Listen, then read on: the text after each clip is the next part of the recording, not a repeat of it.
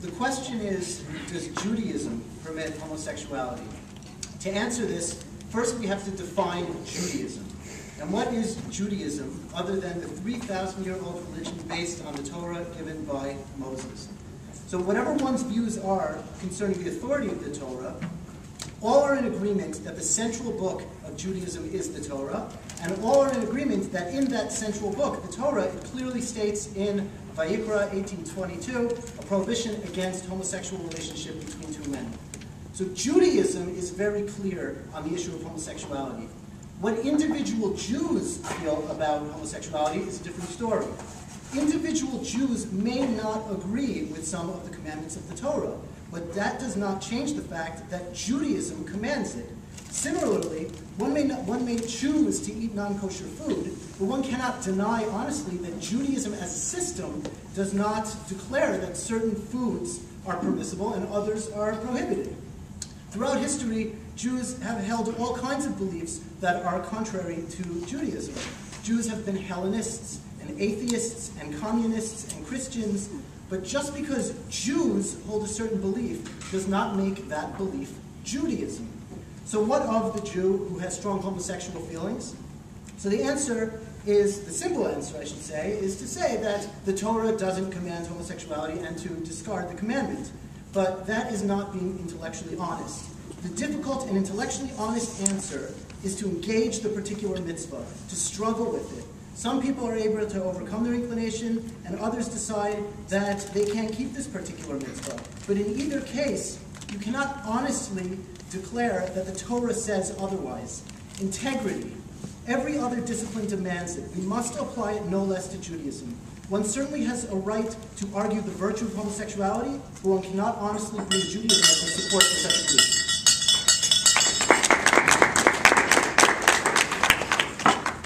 Shalom. All right, two arguments, one moral and one halakha, both stemming from Torah. We have two commandments that I think of off the top of my head. One is don't place a stumbling block before the blind. And two is the notion, not a commandment, that we're made b'tselem Elohim in the image of God. To follow those two means to adopt gay marriage as a principle. Now, from the halakhic standpoint, I vehemently disagree that the Torah is not against homosexuality. The Torah is against homosexual sex, and the two are actually very different. You could be heterosexual and not be engaged in intercourse, just like you can also be homosexual and not be engaged in intercourse. The specific verse of the Torah that Rabbi Gross refers to, a man shall not lie with another man the way he lies with a woman. So therefore, what is prohibited is sex. Now, on a moral basis, I disagree with that. But from a halakhic standpoint, it means that as long as you're not having gay sex, it's okay. And you don't have to have sex to be married, according to Jewish law.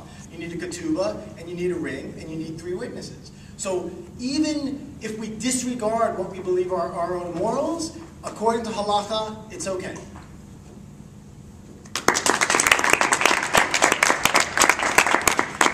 Now there will be a 1-minute cross-examination.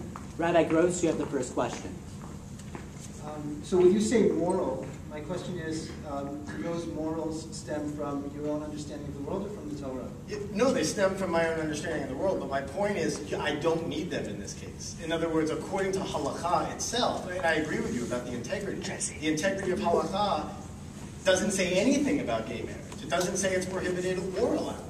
Right, so are you advocating for sexless marriages? No. But what I am saying is that it's possible. There's a difference between advocating and saying that something's allowed. Just because I don't want there to be sexless marriage doesn't mean it's not legal. Look, I don't want people to do lots of things that are legal. And are you saying that halakha does not define what a marriage constitutes, that is, between a man and a woman? I would say that the Torah does not define that now. And so when you say halakha, how do you define halakha? Well, we don't have time for that.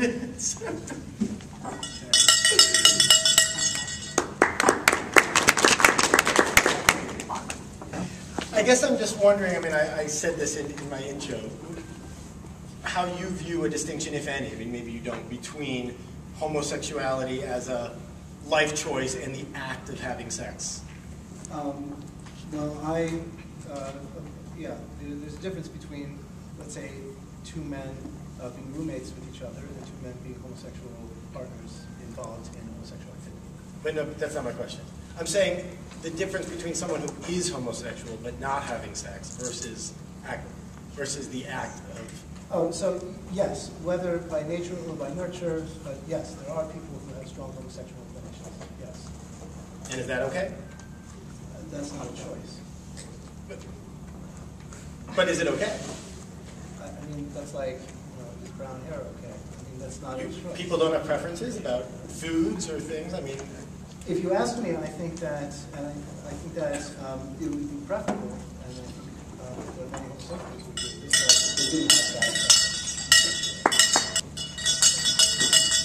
that. Rabbi Linder makes two arguments, one based on halacha, one based on morality.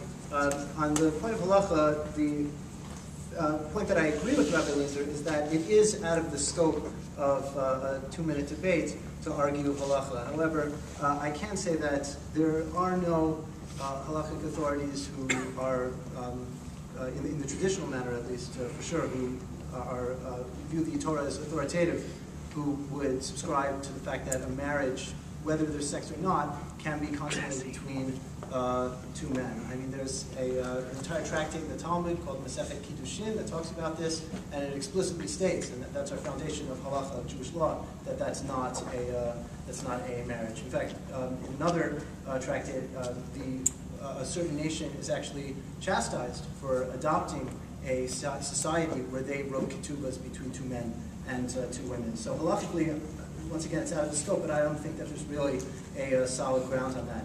As far as morality, that's a very interesting topic, but because what is morality? I mean, 30 years ago, the Reform movement published literature by Solomon Freehoff, who was known as the eminent posek and halachic decider of all of Reform Judaism, who wrote explicitly that he thinks that homosexuality is abnormal behavior. But morality, so to speak, changes. So where do we get our morality? Today, one thing might be moral, tomorrow another thing would be moral. So to say that we have some kind of objective morality is a hard thing to argue against, because today we might think that homosexuality is okay, but tomorrow we might, once again, not have the same sensitivities that we have today. So from that perspective, I think that a moral argument towards this is something that is really subjective based on the time and context.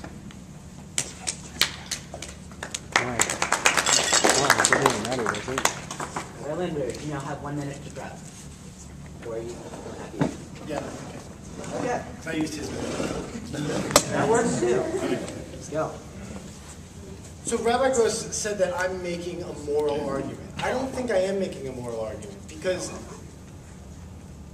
as a Reformed Jew, there are times when my own morality actually trumps Torah, where I decide that something is either not right, or not rational, or not meaningful, and I abdicate, I completely disregard Torah, truly. But this is not a case of that. Do not place a stumbling block before the blind is in the Torah. The question is, which the Torah does not answer, where do we put our priorities? Meaning, what verse from the Torah are we going to listen to more than another verse? An example of this is saving a life. The rabbis argue, can you turn on the light on Shabbat if you hear your neighbor scream? Because by turning on a light, you're violating the Sabbath. You're violating a commandment. Well, you can, because saving a life trumps the mitzvah of Shabbat.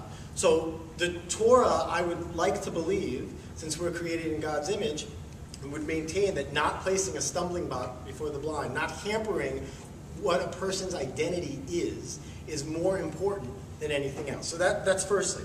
Secondly, in the Torah, gay marriage simply doesn't exist. So to say it's against Judaism, it's like saying unicorns are against Judaism. It doesn't exist as a concept. Totally agree with you about morality changing. The point is, a professor of mine used to always talk about not being a cognitive minority of one. It's like if you think about something and no one else agrees with you, that's not going to fit society. But the truth of the matter is most Americans and most Jews are for gay marriage. That speaks to our morality. If it's different in the future, it might be different in the future. And the truth is, halacha has changed in the past 3,000 years, just as our morality has.